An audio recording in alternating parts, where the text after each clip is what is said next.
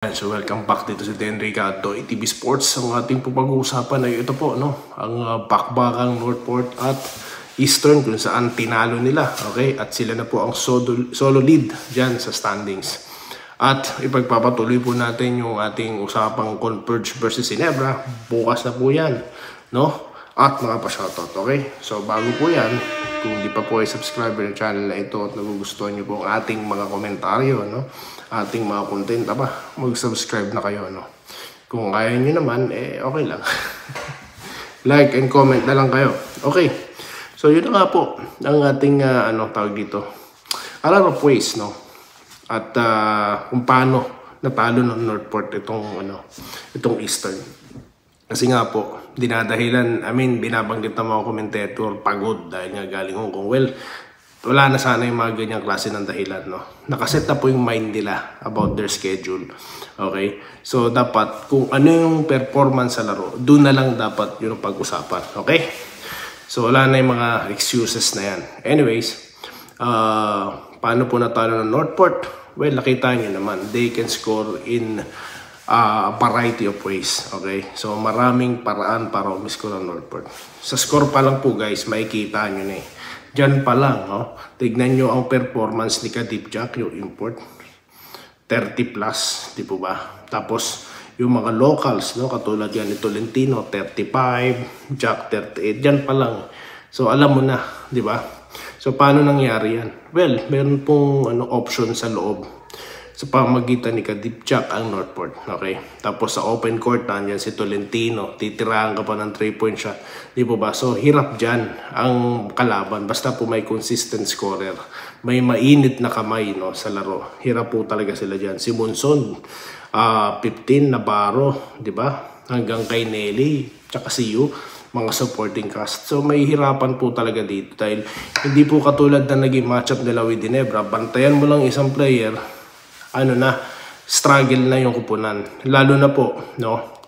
Gusto ko rin pag-usapan dito, isisingit ko na rin yung NBA problem po ngayon, Kasi po parang konektado dito sa gusto kong pag-usapan. Sa kabilang dako naman, itong Eastern, may 26, Blankley 24, no? Siya yung mainit against Ginebra noon. Yung nakaraan laban nila. Tapos si Lam 18. So kung makikita nyo po, nauna dyan sa first quarter pa lang itong Eastern, pero sa second quarter bumanat na itong sila Arvin Tolentino, no? At ayan na, no? Hanggat sa naging lamang na sila, at yun na nga, hindi na nakabalik dyan yung tawag dito, na sila, siso battle na, di po ba? So parang rito ang Eastern, hirap talaga sila pagdating sa matchup kasi nga po Northport can score in variety of ways po talaga. Okay? So ngayon, pasok na po tayo dito sa sinasabi kong NBA na problema. Okay? Ano yung problema nila dyan? Yung rating po bumababa na. No? Parang yung interest ng mga basketball fans, bumababa na. Bakit? Kasi nga po, parang lahat na lang gusto mag 3-point shots. Sabi nga po ng mga NBA legends, sabi nga nila na yun nga pong 3-point pala dati is option lang kapag tawag dito, kapag walang nangyayari sa opensa is talaga doon na magti 3-point. Kumbaga yun na yung last option. Kaso nangyayari po ngayon, most of the teams relying on their 3-point shots, lalo na wala na pong post game, no?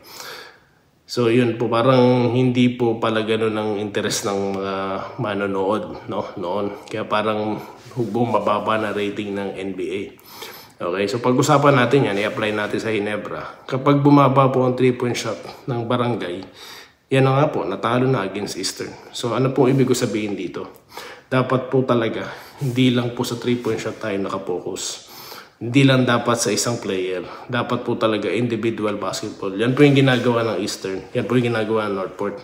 So ngayon wala pong aasahang kupunan ay team dyan, or player dyan na pagpupukusan, depensahan. Lahat is option.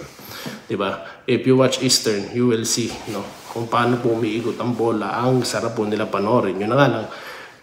Wala Hindi nila siguro kilala si Tolentino. Di ba? O kaya, hindi lang si Tolentino. May Monson, may Jack. So, nalilito sila. Sino yung babantayan natin dito? At yun na nga, may option sa ilalim. Okay?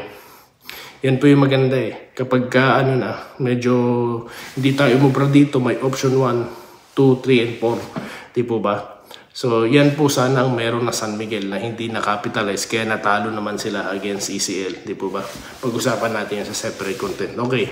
Sa Ginebra naman po tayo at ito pong Converge malapit na. Usapang ilalim. So, dapat po, no, i-capitalize na ng Ginebra yung paggamit dito kay Troy Rosario. Di po ba? Dahil tamang-tama yan. Ano po, si Palti medyo nag-a-adjust pa. So, dapat gamitin na yung experience si Troy. So, ngayon, sinasabi ko nga, si Holt baka maglaro. Di po ba? Baka under-reserve siya. Para nga dito kay, sa mga guard po ng Converge, katulad nito ni Heading, di ba? Dapat simulan na, no? Na mag-focus na tayo sa ilalim. Huwag na tayo masyadong, yung 3-point shot dapat option na lang po yan. More on that mamaya po, no? Sa separate content natin, mag-shoutout na po tayo. Okay? So, yan. Shoutout na. Ang dami po nag-comment dito sa ating huling content, guys, no?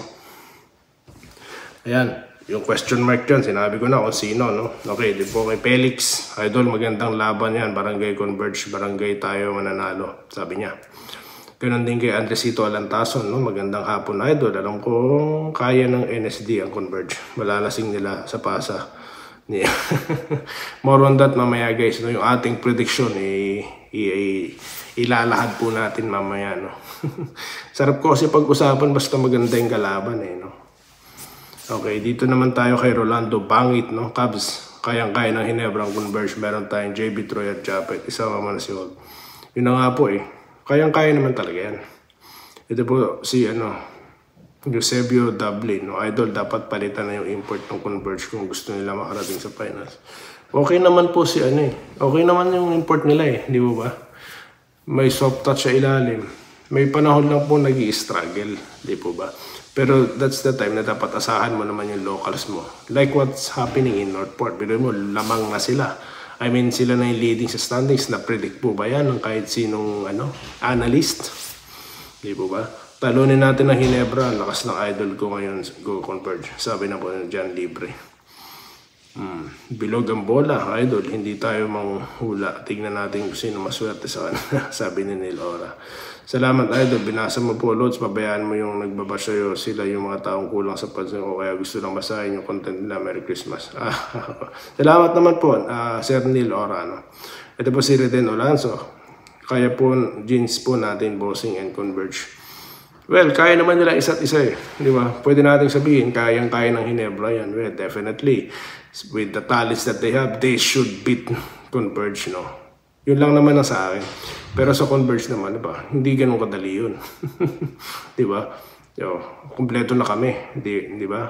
Tsaka yung moral, pero yung mga tinalo nila, di po ba? So, tsaka yung nila, standing nila.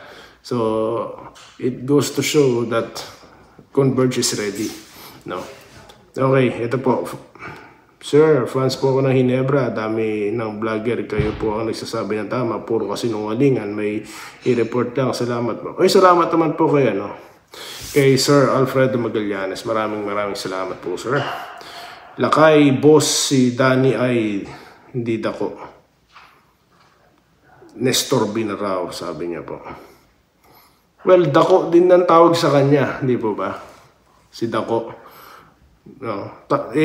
Sa mga sa nakakilala po kay DI, no, at sa at sa San Miguel, tinatawag din po siyang dako, no, ng mga commentators. Kasi nga po, sabi ko sa inyo, nung nasa Pinas pa ako, most of the games ng PBA pinapanood ko. Kaya nga yung pinapahulaan ko sa inyo, wala pa nakakahula Sino yung coach na inagaw? Yan, trivia yun Sino yung coach na kinuha? Alam niyo yung pag-announce ng player, no? Arben Tolentino, 4-3. Alam niyo yan, yung mic na yun.